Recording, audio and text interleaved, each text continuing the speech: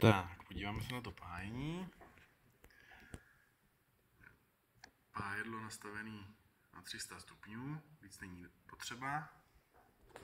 Vyzkoušíme si to na mrtvém flight controlleru.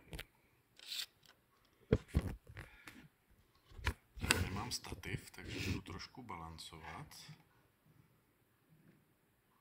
Tak, to vypadá dobře. Hrot potom napíšu do konverzace, co to je, protože z hlavy si nepamatuju, co to je za hrot. Jo, teďka hroty zaostří to, nezaostří to.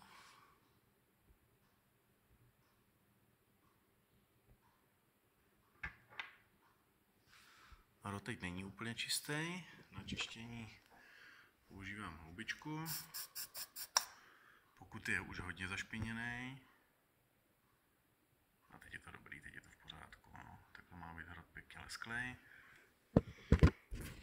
Pokud je hodně zašpiněný, můžeme použít tady ten mesh. To už je takový hrubší čištění, ale tomu hrotu to neublíží. Tak. Pájku mám úplně obyčejný cín s olovem 60:40.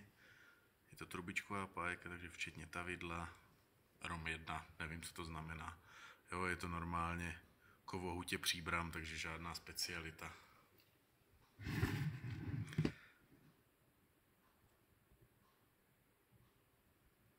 Tak. Na naprosté většině flight controllerů jsou ty pedy zlacený, takže není potřeba je nějak čistit. Jo, je jednodušší si je pocínovat předem. Tam bohatě stačí to tavidlo, co je v pájce. Není potřeba to nějak extra prohřívat. Groundy můžou být trošku hůř, protože tam je velké množství mědi. Dobře to odvádí teplo. Takže tam je někdy potřeba trošku víc, ale jde to taky. Jo, úplně jednoduše. Jo, na tom cínu, ten cín by měl být pořád, ta špička taková trošku cínu, aby tam zůstávalo. Tohle je značka Ideál. Jo, potom je tam rychlej přestup tepla.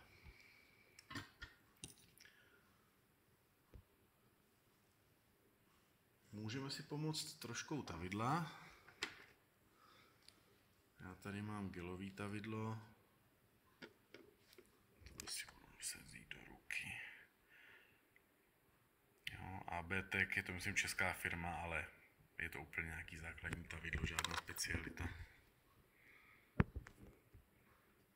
No, nedávám si tam tu pipetu, protože ono to potom brindá, takže je toho potřeba opravdu trošku. Tak je dobrý si jenom lehce to zmáčknout, aby kousíček vyjel. A pak to stačí tím jenom takhle lehce potřít.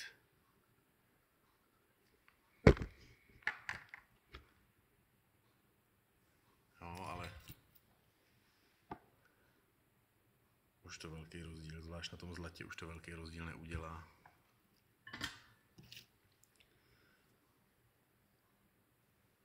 Jo, silikonový kabely, klasika. Není na to potřeba mít žádný speciální kleště, ten silikon se odizolává dobře, takže stačí si jenom lehínce škrábnout tu izolaci.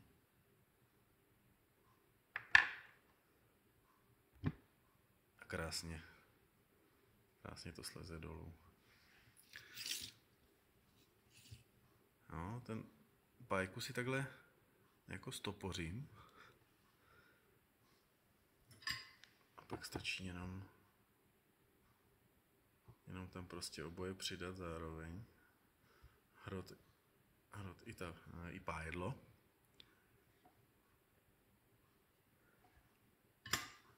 A mám krásně pocínovaný drát. Když jsem to odizoloval moc, tak to jenom zakrátím a je to připravené.